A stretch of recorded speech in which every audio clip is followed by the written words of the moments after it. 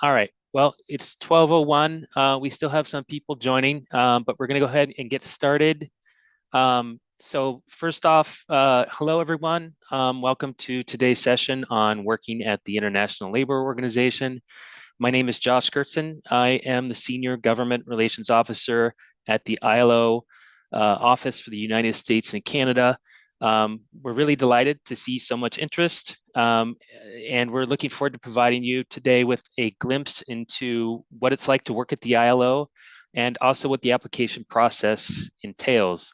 For everyone's awareness, we do want to let you know that today's session is being recorded and it will also be shared later with everyone who registered.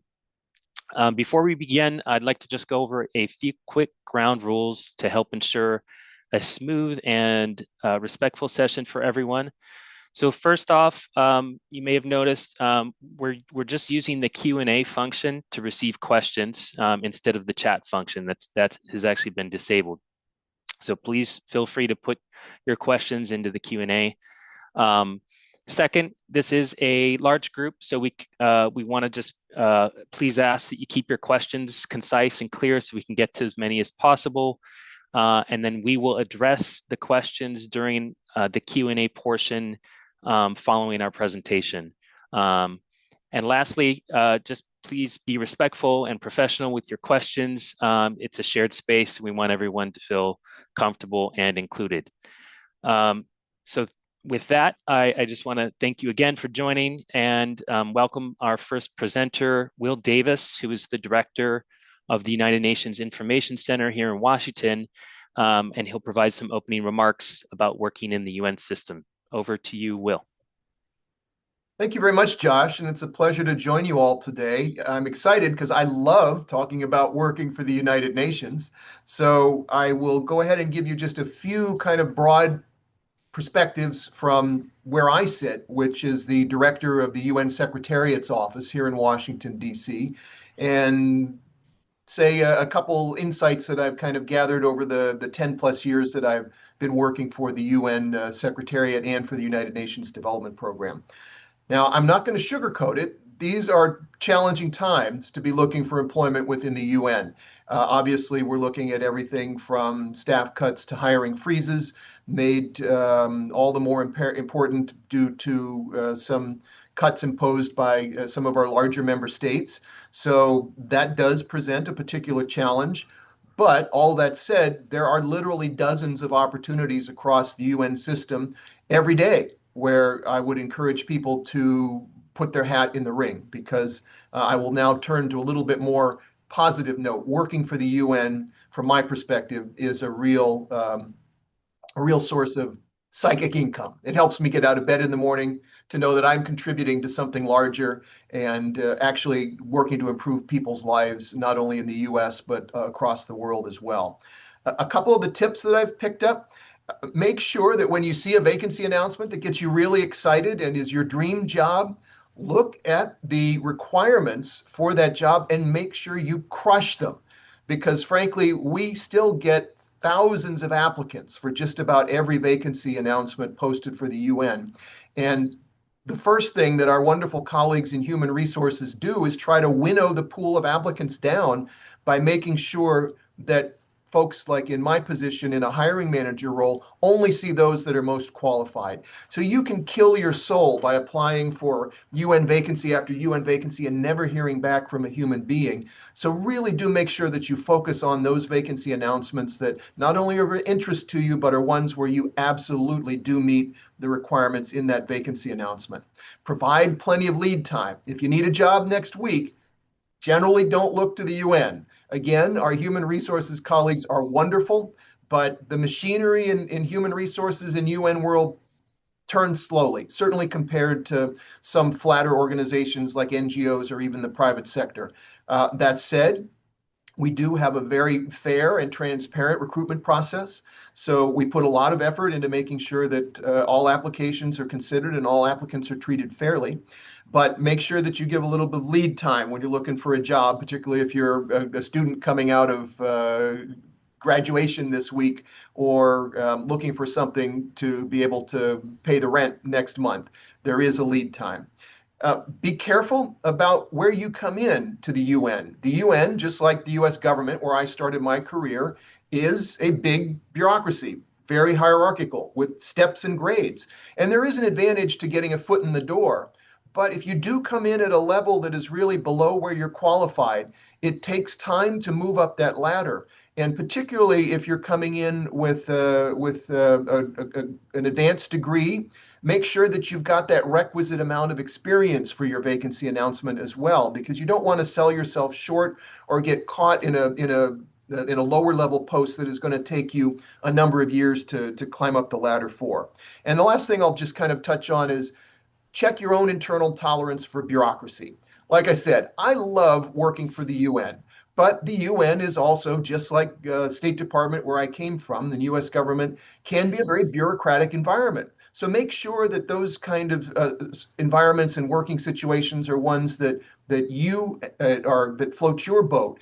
I actually enjoy it because figuring out how to get stuff done in a bureaucracy has always been kind of like a Rubik's cube for me. So finding the way to get decisions made and to get to the people who can get stuff done in the UN system is something that I've always enjoyed as kind of a part of the job. But look internally as well to see if that's the kind of environment that you want to put up with. Now, all the doom and gloom aside, the UN needs good people now more than ever. We need Americans. The Trump administration, in fact, when Congresswoman Elise Stefanik was nominated to be the U.S. ambassador to the UN, she made a point, as did many of the members of the Senate Foreign Relations Committee, of emphasizing how we need more Americans in the UN system. And in fact, the State Department is set up to help you. So if you are an American looking for an opportunity with the UN, you have that working in your advantage as well, because traditionally Americans have been underrepresented in posts in organizations across the UN system. And I'll go back to what I touched on just at the opening. I get a lot of psychic income from working for the UN. I like having a job with a mission. I like the component of service. And these are all things that you can really feel when you do work for the United Nations system, because often in incredibly tangible ways, you are contributing to not only making people's lives better, but in many instances, saving people's lives. So I encourage you to keep looking for opportunities in the UN. They will present themselves, and we do certainly need good people now more than ever. Josh, thank you for the opportunity to give some opening scene setting remarks, and I'll turn it back over. Yeah, thank you, Will. I'd like to now turn it over to my colleague Danielle Guillot, Director of the Human Resources Department at the ILO. She's going to give you a quick overview of the ILO. So over to you, Danielle. Thank you, Josh. Thank you so much. Thank you for your interest in understanding better what it is to work at the International Labour Organization, the ILO.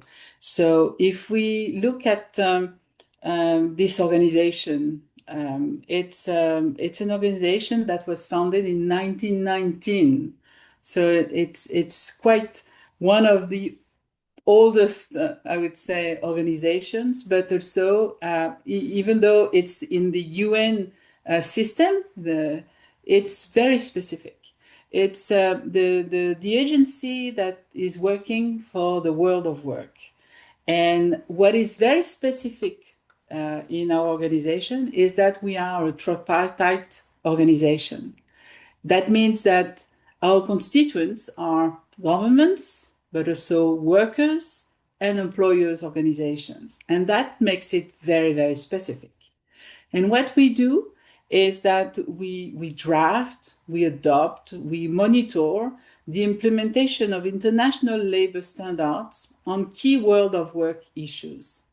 And it is amazing when you start really looking at this, to understand that all the labor legislations are based on international standards that the ILO has set.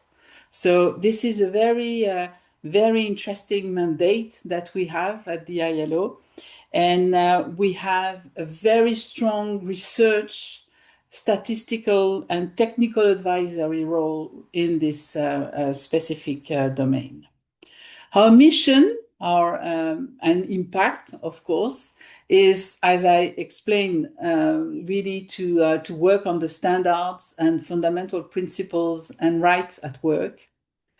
And it's also about creating greater opportunities for women and men to decent employment and income, enhance the coverage and effectiveness of social protection for all, and again, strengthen tripartism and social dialogue. If we look at where we are, so our headquarter office is in Geneva, Switzerland, but we have offices across the globe. We have offices in Europe and Central Asia. We have offices in Arab states, Asia Pacific, Africa, and Americas.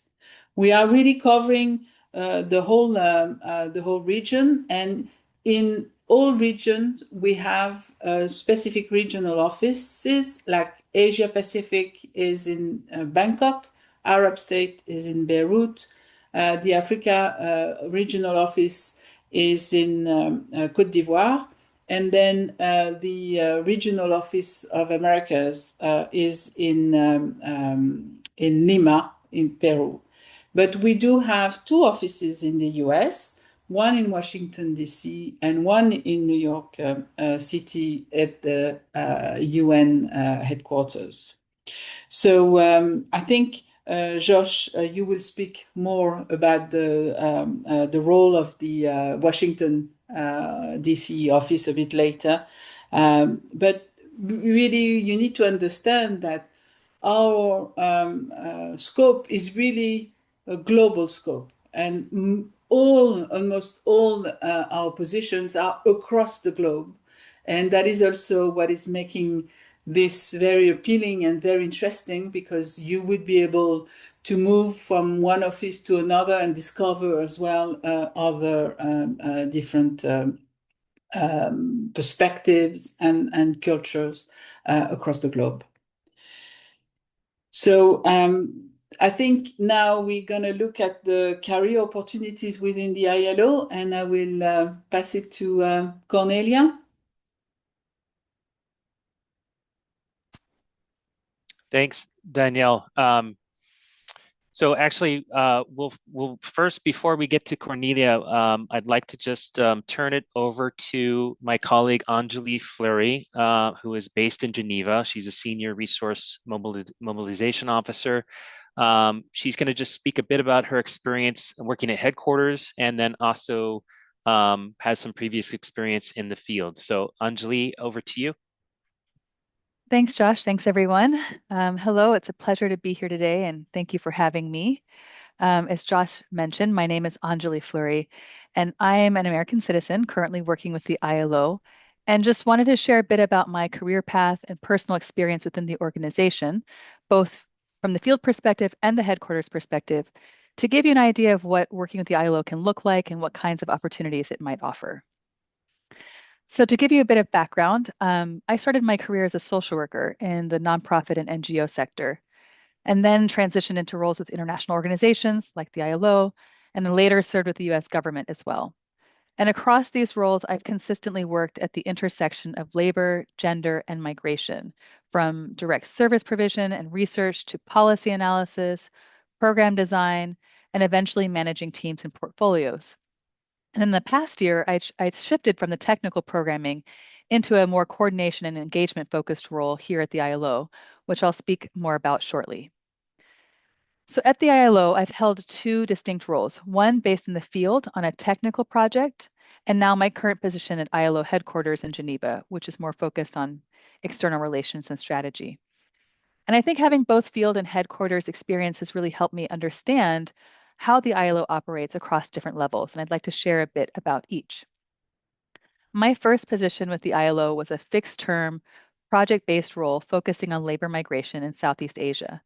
And the recruitment process took about 6 months, which, as Will mentioned, is fairly typical for UN organizations, so patience and persistence are key if you're applying. And this project aimed to promote fair recruitment practices and improve protections for women migrant workers across the ASEAN region. I was first stationed in Jakarta, Indonesia for about a year and a half, and then relocated to our regional office in Bangkok, Thailand for another year. And I should note that although I lived and worked in Indonesia and Thailand, I wasn't required to speak the local languages. That said, language requirements really vary depending on the position and location with the ILO. But in my case, fluency in English and a strong regional background were more important. Working at the country and regional level gave me a very hands-on experience. I collaborated directly with governments, employers, and workers' organizations, the tripartite approach, as Danielle mentioned. And I also worked at the ASEAN Secretariat. My work included organizing regional workshops, facilitating dialogue among stakeholders, supporting national policy development, and training labor attachés on migrant worker protections. And it was incredibly rewarding to see how our work translated into real changes, whether through a revised labor policy or a new bilateral agreement. In my opinion, the project level work tends to be very specialized and fast paced, and you're often balancing a range of responsibilities, whether it's technical, logistical, or political. But that's also what makes it so engaging. And I'm now based at the ILO headquarters in Geneva, where I work in partnerships. And in this role, I manage our engagement with the US government and also support our partnerships with foundations and other donors. This position, in contrast to my former position, has given me a broader bird's eye view of the organization. So rather than focusing on a single thematic issue or country, I engage with colleagues across various technical departments, so child labor, gender, occupational safety, and so on, to help the ILO's work and secure the resources needed to keep it moving forward. My work now is less technical, but more focused on coordination, strategy, and communication. And while headquarters work can feel more removed from field operations, it still offers many opportunities for impact, particularly in shaping how we communicate our value to partners and how we build sustainable relationships with our constituents, especially through ILO's unique tripartite model of governments, workers, and employers. So, having worked in nonprofits, other international organizations, and the US government, I've found that the ILO offers a strong middle ground in terms of stability. It's generally more stable than many other international organizations that I've worked with, especially if you're able to secure a fixed term or continuing contract. However, it can be less stable than, say, the federal government or some long established nonprofits. That said, the compensation and benefits of the ILO are excellent. Staff receive competitive tax-free salaries and great vacation time. Staff deployed internationally receive a variety of benefits, like settling in grants when you move to a new country, housing and education allowances in some duty stations, security coverage through the UN Department of Safety and Security, which ensures your accommodations are safe and provides you emergency assistance if needed. You can also receive a laissez-passer, which is a UN passport, which can ease travel and immigration processes in some contexts. And my HR colleagues will continue to speak more on these privileges and perks, but just noting that these are part of the benefits to working with the ILO. And another aspect that I find is worth highlighting and is important to me is work-life balance. It very much depends on your role, your team, and the country in which you're working. But in my experience, the ILO and its union have generally supported a very healthy balance and promotes flexible work arrangements. Compared to many of my US based roles, I've also found a better work ethic and the environment to be less stressful. But that's my experience. And of course, everyone's journey with the ILO will be different depending on their expertise, their contract type, and the location in which they work. But I hope that this snapshot of my experience has given you a clearer sense of what working with the ILO can look like, from project implementation in the field to coordination and engagement at headquarters. I'm more than happy to answer any questions you may have during the Q&A session. And thanks again for the opportunity to share. And with that, I'll hand it back to you, Josh. Thanks, Anjali. I'd actually like to just briefly speak about the ILO's Office for the United States and Canada, based here in Washington, and then also just off the top share a bit about my own career trajectory as well. So before starting this position, I actually worked at the State Department myself for the past 8 years, most recently in the Bureau of Democracy, Human Rights, and Labor, where I helped manage our engagement with the ILO, in fact, and other international organizations like the OECD. Now, Prior to that, I was actually in the Bureau of Population, Refugees, and Migration. So I do have that migration and labor sort of nexus similar to Anjali. Prior to the State Department, I served as a Peace Corps volunteer as well in the Dominican Republic. So with that, I just want that'll sort of just give you a quick snapshot of my career trajectory over the past 10, 12 years. And now here at the ILO's office for the US and Canada, it's a small office, but we have a big mission. And so that is to advance the understanding and support of ILO's policies and objectives among government entities. And so that means both the legislative and executive branches, and then ILO social partners, and then also a range of other stakeholders in civil society, the private sector, and academia, both in the US and Canada. Now, for the US, the ILO social partners are AFL-CIO, which represents workers, and the United States Council for International Business, known as USCIB, representing employers. So here at our office, we are dedicated to fostering effective government relations to facilitate informed policymaking and legislative action that aligns with ILO standards. A large part of my own job entails regular engagement with officials at the Department of Labor, the Department of State, and also the Office of the U.S. Trade Representative. Our office also plays an important role in disseminating knowledge, strengthening collaboration and partnerships, and highlighting the unique benefits of working with the ILO, such as what we're doing today. And we also frequently host high-level ILO officials here in Washington and help facilitate important exchanges between these ILO officials and U.S. government counterparts and other partners here in Washington.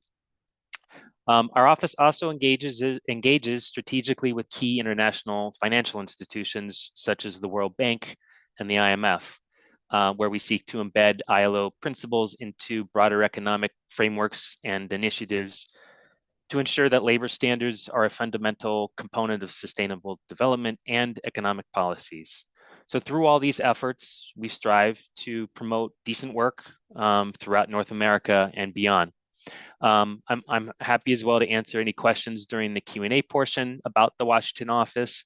But with that, I'd like to now turn it over to my colleague, Cornelia Gris, who is the talent coordinator for ILO's Human Resources Department. And with that, over to you, Cornelia. Hello, everybody. Very pleased to meet you all. I'm going to tell you now a little bit more about career opportunities within the ILO. Next slide, please. I will give you a bit of an overview what we are mostly looking for in terms of expertise. So broadly speaking, we separate the expertise that we require for the work that relates to the mandate of the ILO, labor. And then the second part would be that anything that is in the administration of the ILO, non-labor related areas, such as finance, human resources, information technology, etc. We've put on the slide the larger areas of work, but when you look at the vacancies, they may be much more specific than this. So for example, instead of looking for an industrial relations officer, we may call it social dialogue officer, or we may look for people in not just in the area of communications, but we may look for somebody who is a social media specialist. So you may find that these are the broad areas that we're looking for, but not everything may be covered here.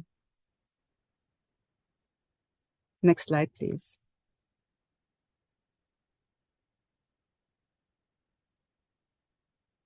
For those of you who are at the beginning of your career, the opportunities that the ILO has are limited if you're just about to graduate to the ILO internship program.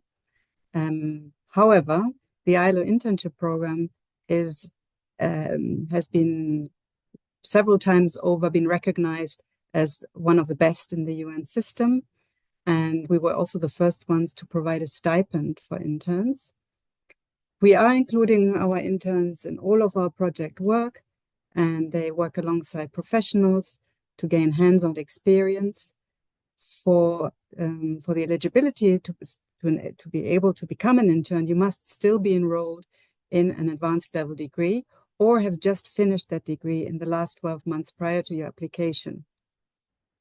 We are advertising opportunities for interns twice a year, usually in April and in October. And at any one time, we advertise around 40 to 50 individual vacancies at that time, and you can apply to up to 3 different positions when you're applying to the internship program. The duration is 3 to 6 months. In fact, most of the interns are staying 6 months because you get just a little bit more exposure, and you have also more to add to your CV when you are leaving the ILO, because you have really contributed more deeply if you can stay for the full 6 months. I already mentioned the ILO provides a stipend, so internships are paid, and we also provide a small added bonus so that you can get health insurance. What I quote here, the figures are in Swiss francs. It's a little bit more in dollars. It's not exactly 1-to-1. I think it's about $2,600, $2,700 a month. Geneva is a very costly place, so this is adjusted to cost of living here in Geneva. Next slide, please.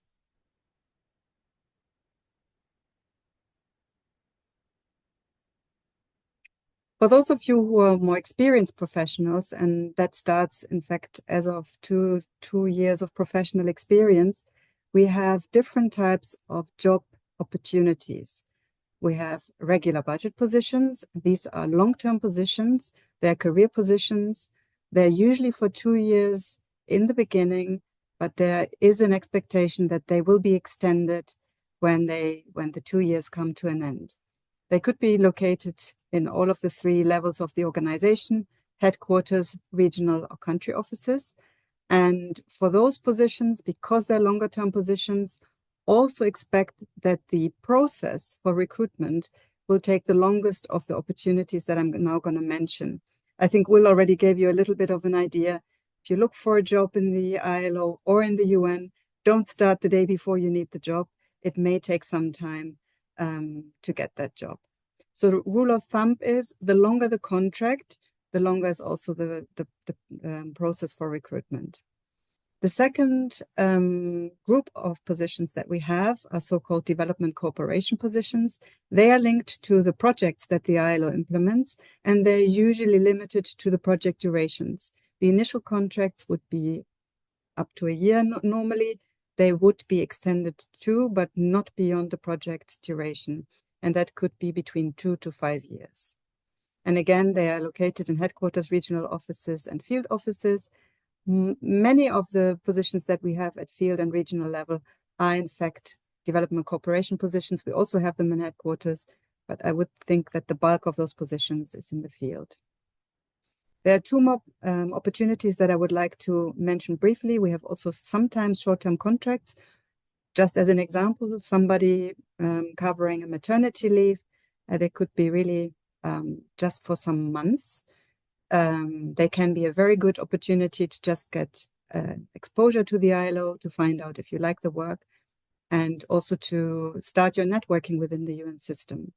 And the last opportunity that I would like to mention are consulting opportunities. These would not make you a staff member, and they have different entitlements. You just are paid for the piece of work that you're delivering. And they can also be done when you are working from home, from your home country. Whereas for all the other positions that are staff positions that I've just mentioned, you would need to relocate to the duty station where the position is in actual fact located. Next slide, please. So I'll let you in a little bit into the depths of how we are grading our positions. So what we've put out on this slide here is how we grade international professional positions, and these would most likely be the ones that you are most interested in. We also have general service positions. These are usually not for people who have higher level education. They are our secretaries, our drivers, our people who are working in, for example, in security. We have security guards at general service level. But what I'm talking about here are people that we're looking for when you have finished your higher education and you come with some years of relevant experience for the ILO. So we have here P2s to P5s, and we've tried to map them against the GS equivalent, which I understand is the US public service equivalence. It's a rough comparison, so just to give you an idea, P2, we would expect some 3 years of relevant experience when you're joining us. However, many people may have already a little bit more of work experience when they're applying for these positions.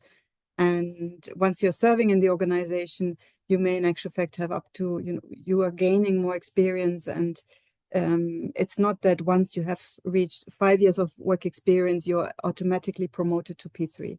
In actual fact, you would have to apply for the next level usually, and there's no automatic promotion in the system. What is important to mention is the relevance of the work experience. I think, Will, you said something very important. Crush the requirements.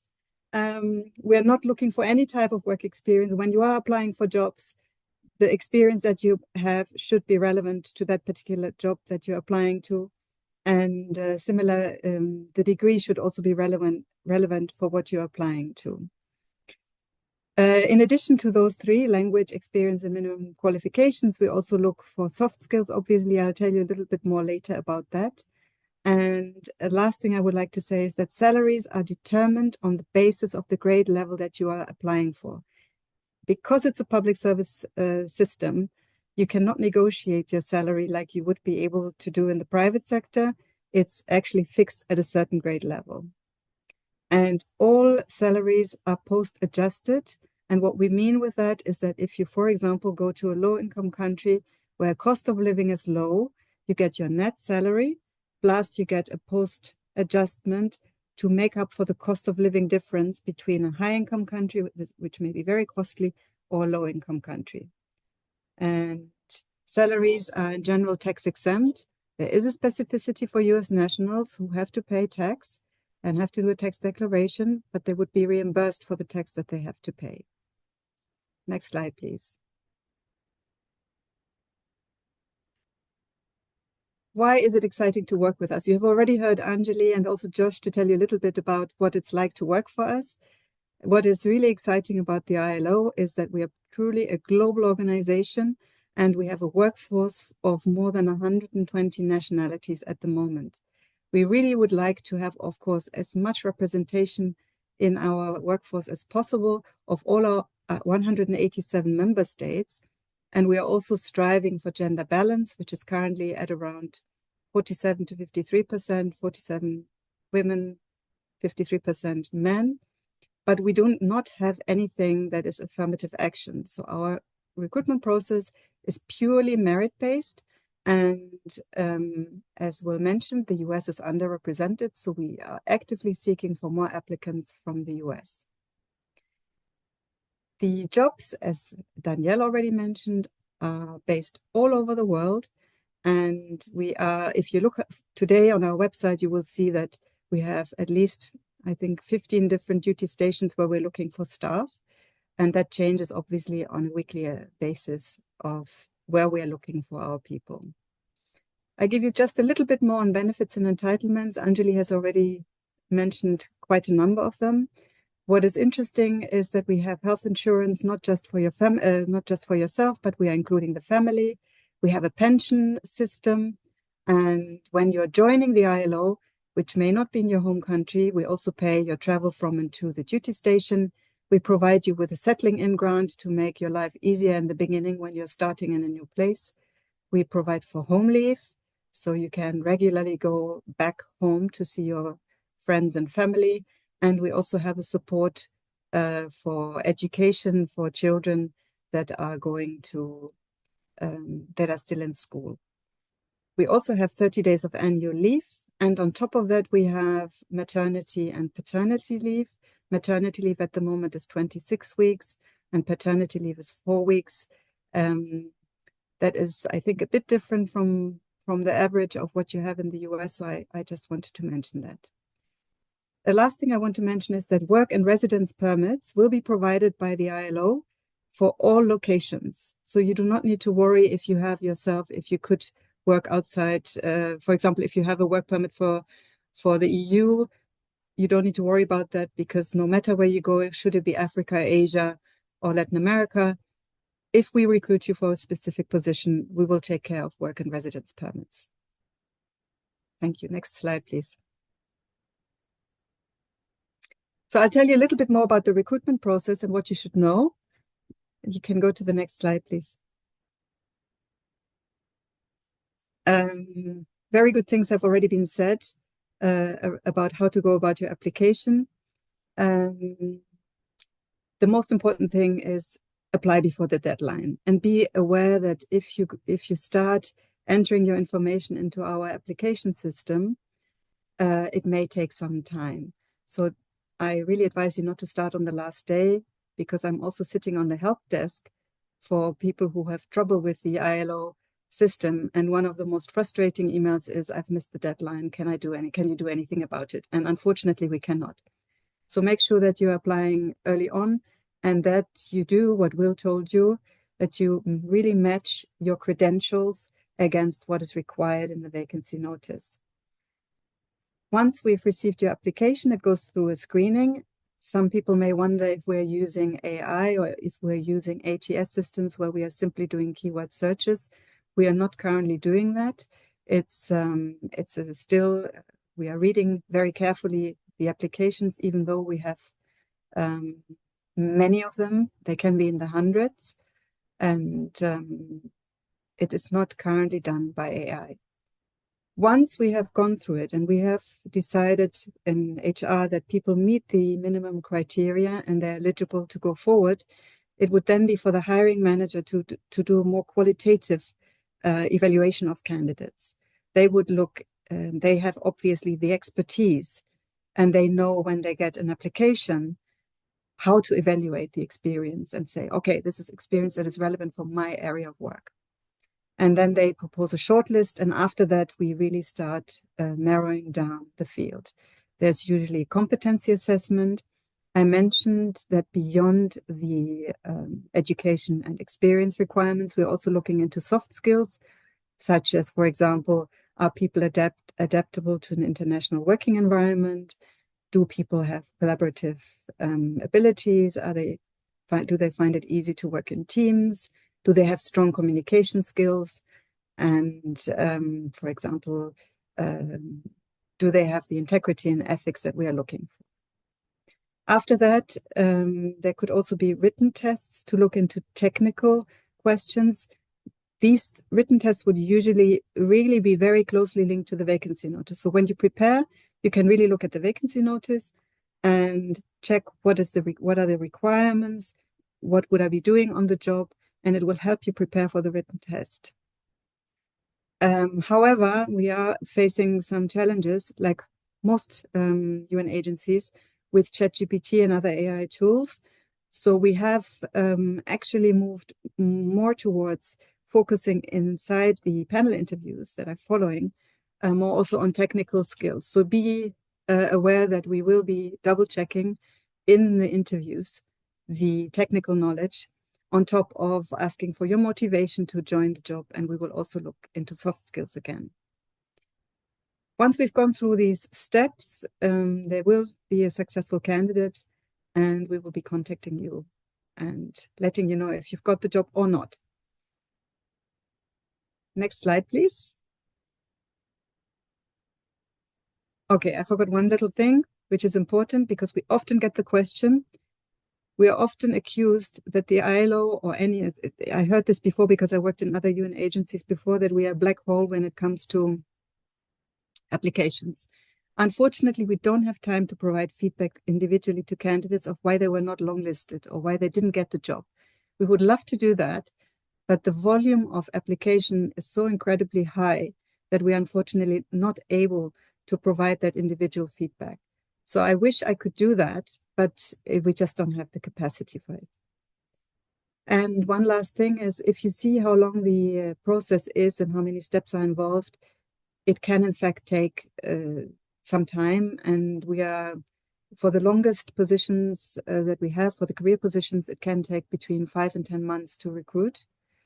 For some of the shorter positions, it will be a shorter recruitment process, simply because also the projects don't have an eternal length, and we want to hire people fast so we can deliver on our projects.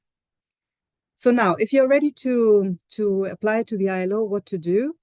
I've put down 2 ways of staying in touch with us or getting information. You can either go to our own website, which is the jobs@ilo.org, and there you can set up an alert. So you can passively follow us, and you don't need to go there every week, but you would be informed about any opportunities that are upcoming. The alternative is there is the page of the Department of State of the US that has all UN vacancies listed. And there you can equally set up an alert, and you can filter for the different agencies, including for the ILO. So if you want to see what is available for the ILO, you can also go to that page and you can have a look. And all the positions that we are feeding onto our website will be pulled onto that website too. So I thank you very much for patiently listening, and we are now opening up for questions and answers. Thanks very much, Cornelia. So we'd like to move now to the Q&A portion with the time we have remaining. I see a number of questions in the chat. So I can, some of these I think have been answered already, but I can go ahead and direct these questions to our panelists. So why don't we start with an HR related question. I see a question about paid internships. So this would be for Cornelia and Danielle. For these paid ILO internships, are you able to apply if you have previously served as an unpaid ILO intern? Over to you.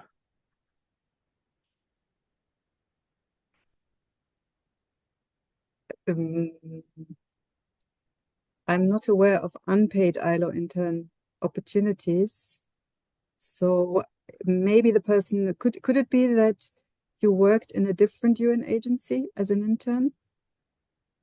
No. Because yeah, this is quite surprising, because we don't have any unpaid ILO internship. So I wonder if this person could maybe explain a bit more or reach out to us. I don't know, because this doesn't happen. So we have been really even front runners in terms of paying internships in the UN system, because for us it's about decent work. So I wonder if there is a mistake on this. So maybe we can take it further. Okay, thanks. Yeah, if that same person wants to elaborate, please feel free, and then we can circle back perhaps. I see a question for the DC office that I can take myself. And so the question is for the DC office, how valuable is having regional experience in the Americas region versus US government experience or contacts in the US government? This person's background and experience is in the NGO social justice, human rights sector in Latin America. But is very, oh, I see that my colleague Andrea may be answering this one already. No, go ahead, Josh. I'm sorry. Oh, okay. Well, to just finish with the question, this person is interested in opportunities at the DC office, engaging with stakeholders in the Americas. Any advice on how to access those types of positions? My advice, and this is based on just a few months now for me in this office, is that I'd say for regional experience in the Americas, specifically related to Latin America with a specific focus on Latin America, it would probably be more highly valued in one of the ILO's Latin American field offices. Our regional offices in Peru, and we have a number of field offices in Central America and elsewhere that my colleagues touched on, which deal directly with host government partners and social partners on the ground and stakeholders on the ground. So really the DC office deals more directly with managing the relations with the US government, again, with the legislative branch, with the executive branch agencies, and then also, of course, the Canadian government. So that is probably the case for our office in DC. Now, I see another question related to, and this was not, I don't think, touched on, but there's a question about whether there will be more US JPO positions. Those are junior professional officer positions. So over to HRD colleagues, if you're able to answer this, and if not, we can always try and follow up too. Well, I think, Josh, that we cannot say yes or no at this moment of time. It's a bit of a difficult question, I would say. We hope that there will be more, but for the moment, there is no additional JPO positions for the US. Okay, thanks.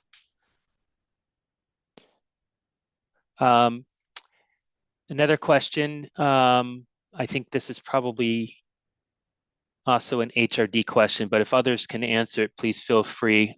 Is there any prohibition on joining ILO as staff if you have recently worked as a consultant for another UN agency? No, there's no restrictions like that. No problem.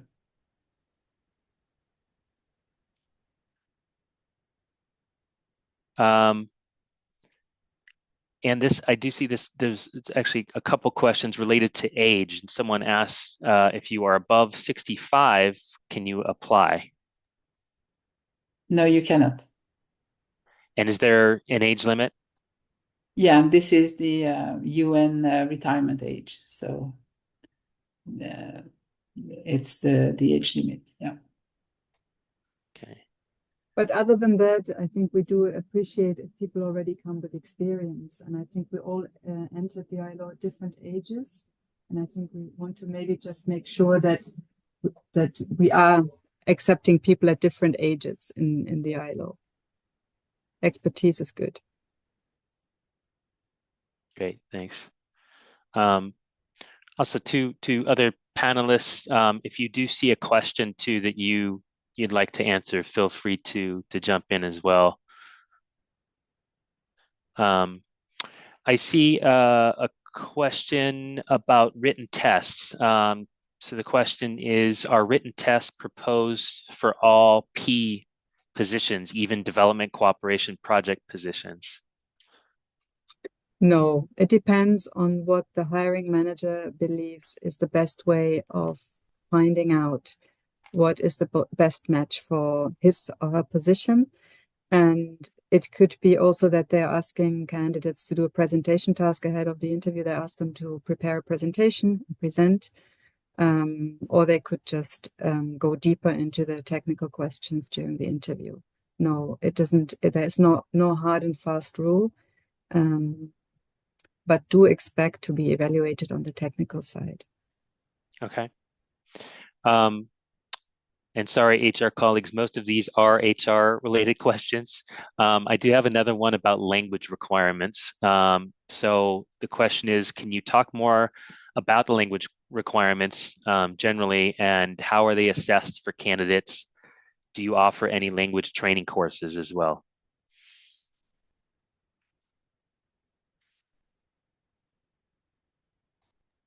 Either to you, Cornelia, or Danielle. Should I answer? So it depends on the vacancy notice. If the vacancy notice requires different language skills, you would be required to have those language skills.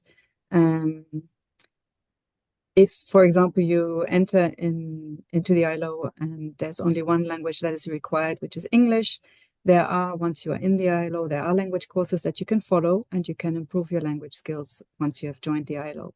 So yes, the ILO does offer language training once you've joined the ILO. But please read what is written in the requirements. We would evaluate during the process of selection and recruitment, we would evaluate language skills. Okay. I see a question about remote opportunities. So the question is there increasing opportunity for remote positions in the ILO?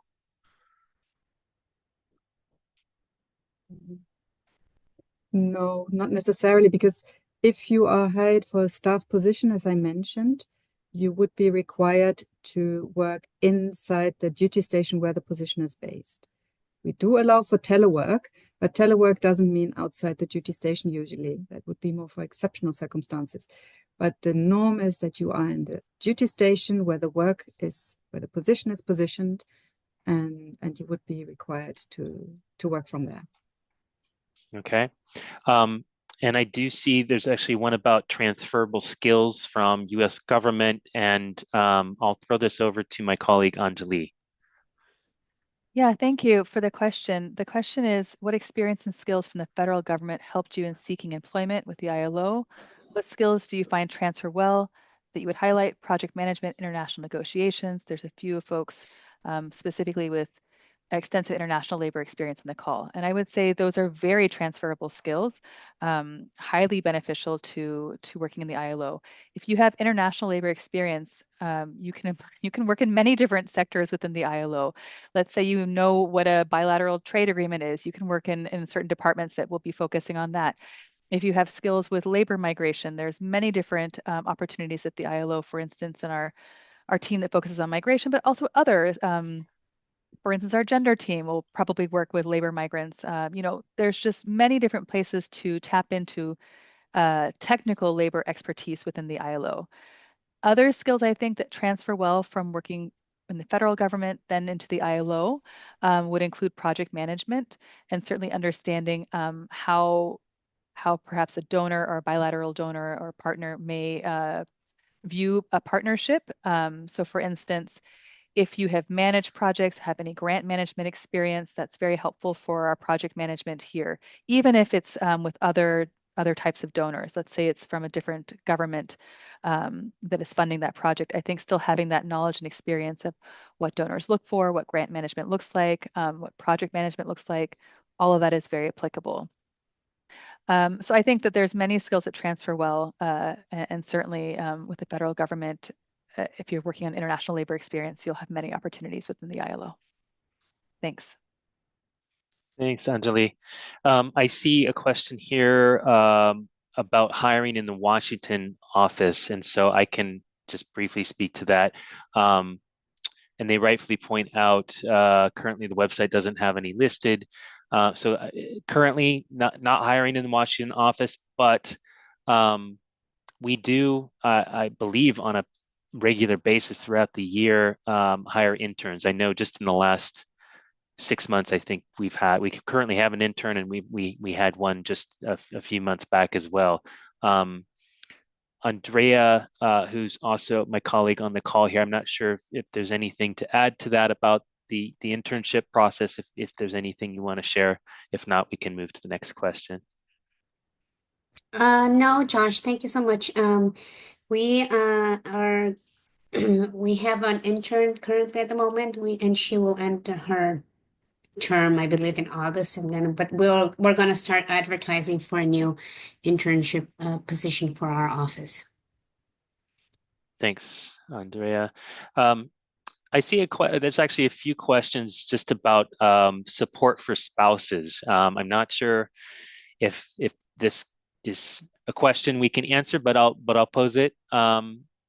So the question is are there spousal support programs or job opportunities for family members interested in working after relocation to a non-native duty station?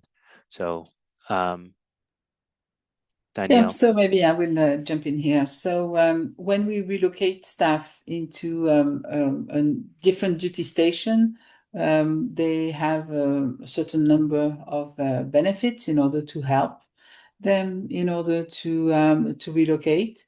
And also we have developed some tools for them to know a bit better the duty station and to help defining the schools, the location of their places. There is no such a thing as a direct support to the spouse. However, usually the office is very helpful, and we tend to do our best to support the staff. But there is no such a thing as a relocation package or support for finding a job for the spouse. Thanks, Danielle. I see a question here about the application process. Do you have any advice on completing the sections on key duties and key achievements for experience? Are bullet point resume type entries preferred, or should these be completed as paragraphs? So sort of just a technical application question. Oh, that's a difficult one. Quick answer would be it's difficult to use bullet points because our system is not allowing to do beautiful formatting. So I think you are better off if you fill in our form to use paragraphs. That's the practical one. And because you have limitations on the characters, you may want to see what you want to cover under the duties and what you want to cover under the key achievements. So key achievements normally we would expect to see results of the work that you did, and the duties would be what did you do, and then the key achievements would be what was the outcome. If you ask yourself that question, it may help you to phrase the duties and then the achievements. I would Thanks, also add that you should not underestimate the power of the motivation letter, the cover letter, where you can express yourself and really provide a bit more details, because the system as it is not always very friendly, user-friendly. So using the cover letter is, I would say, something that you should look at to expand a bit more on your what you have achieved and why do you think that you would be a good candidate for this position?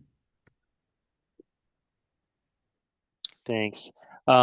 We can probably just do one last question here. We're at 12:59. Back to HRD. This is a question about the job descriptions on the ILO website. If they are only available in French with no English version, can we still apply using an application and cover letter written in English? This is assuming we are fluent in French. Yes, you can. And yeah, but you can. But you would be expected to speak French when it comes to the selection process. Yeah. Even more Great. than speaking.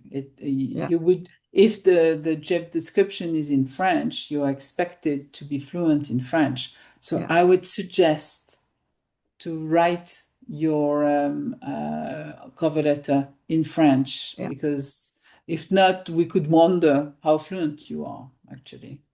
Yeah, that's correct. We are right at 1 o'clock. I just want to say I noticed a few questions about advocacy on behalf of the State Department, and we did include a link at the end of this PowerPoint presentation for the State Department's IO Careers website. I would direct you there, and I think there is probably a frequently asked questions section there, and you're certainly able to follow up, I think, with folks at the State Department to get your questions answered related to advocacy. We're at time here. So I just wanted to close by thanking everyone for joining today. We're so glad that we had such a good turnout for this. We hope to do more of these sessions. In the meantime, we encourage you to sign up for the ILO job alerts. And then also we will share the recording along with some helpful links in the coming days. So once again, thank you on behalf of the ILO team and Will Davis, of course, too, who had to drop.